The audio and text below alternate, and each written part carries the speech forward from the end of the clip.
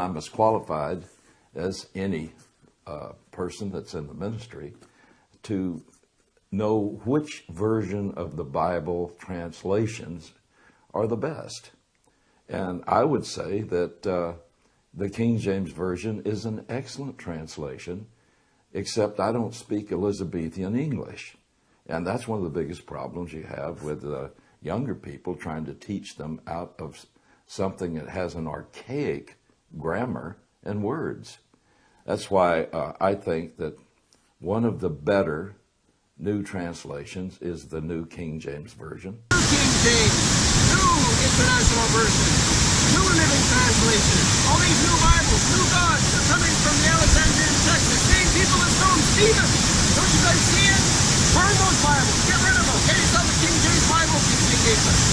Amen. All the glory to God. Whenever I meet somebody that has an NIV Bible, New International, one of these new gods, new NASB, they always say, my NASB, my NIV, my. Why do they do that? Well, I explained from the book of Judges and the other passages I gave you that you choose new gods, or you have chosen new gods. You go back to Genesis 3, and what did the serpent say to Eve in the garden? Ye shall be as gods. So because they have these new gods, they would say, my NIV, my NASB. And they become gods. Just like Satan said they would in the garden, the serpent. Amen. Which I use a great deal. And the New American Standard Bible. That's the one that I probably use most, because as I compare it word for word with the Greek, as I study through it. Okay, today I want to talk a little bit about a Bible which is supposedly the oldest Bible in the world, so they claim, which is called the Codex Sinaiticus, which is from the false Mount Sinai in Egypt. And this Bible is supposed to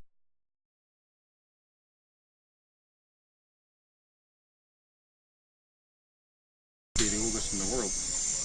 If we know where Mount Sinai is according to God's word, and according even to the Codex Sinaiticus, Mount Sinai in Exodus 16:1, let's find out where Mount Sinai really is. It can't be in Egypt.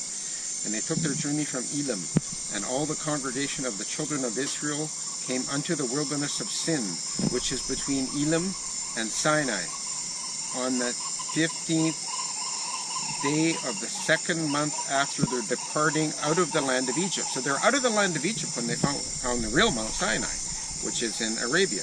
Now let's go on a little further. Exodus 19:1.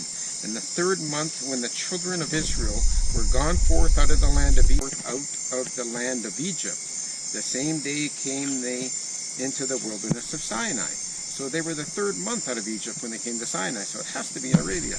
Numbers 1:1. And the Lord spake unto Moses in the wilderness of Sinai, in the tabernacle of the congregation, on the first day of the second month, in the second year after they were come out of the land of Egypt, saying, so they're out of the land of Egypt, in Arabia. Numbers 9:1. And the Lord spake unto Moses in the wilderness of Sinai, in the first month of the second year after they were come out of the land of Egypt, saying, and then it goes on. Okay, but the Codex Sinaiticus ends with C-U-S, but it's pronounced C-U-S-S. I find that rather interesting. We're just going to go to, I have an actual printing by Codex Sinaiticus, D.C. Parker.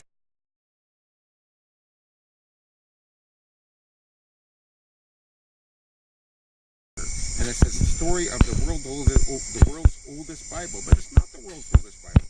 And this is written in Greek. I don't know if you can see it, but it's written in Greek. But if you can see it, you can capture a screenshot.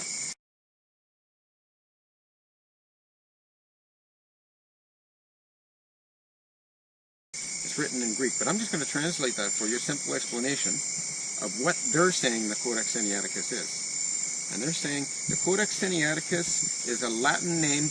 Codex means a particular kind of book. The book as we know it, consisting of a number of sheets folded in half, written on both sides and joined together with thread. Sinaiticus means Sinaitic, of Sinai, or from Sinai. The reference is to Sinai in Egypt. Well, if the reference is to Sinai in Egypt, And the actual Mount Sinai is in Arabia, and something's really wrong with this book.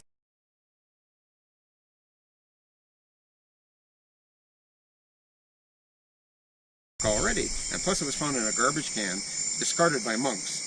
That should tell us something there. There is a long tradition of naming manuscripts after places in which they are associated, but the name does not necessarily indicate either where the manuscript was written or where it is now. In English, the book from Sinai, it means the books from Sinai. It at once too imprecise and too definite. The Sinaitic manuscript is a better translation. Codex is pronounced with a long O, as in code. So Sinaiticus is pronounced Sinaiticus. The stress lines on the third syllable. Very interesting, and this is written by one of the guys that really praises the book, D.C. Parker. But and I mentioned some scriptures in Numbers and Exodus, but let's just go to Hebrews 4:25, and see where the real Mount Sinai really is. It talks about Hagar here. Hebrews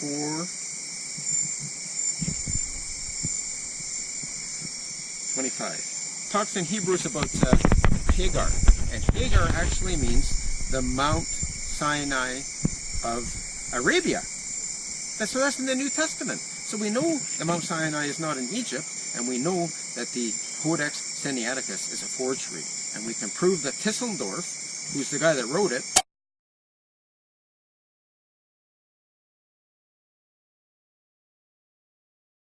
actually added sheets, took them, wrote them himself, and he coffee stained them and stained them with lime juice to make them look old. Now that's very deceiving as it is, but if you ever look on Chuck Publications, there's a guy named David Daniels. He's done a lot of studying on this. I really recommend that any of the brethren out there that want to get to the bottom of the Bible version issue, that they check that by David Daniels. And also the King James Bible, which is this one here. This is only the New Testament, but I also have Psalms in here too. Is the perfect, pure, preserved words of God. Don't let anybody steal your crown. Okay, thanks, guys. I find that this is the New Testament is the most literal rendering of the original Greek that I've seen, because none of them are the best translation in every word. You have to go and verify it in the Greek. I get angry, Frank, righteously angry, with some of the hateful mail that I get, and others who are teaching in a wide area get from people out there who are so stuck on the King James Version.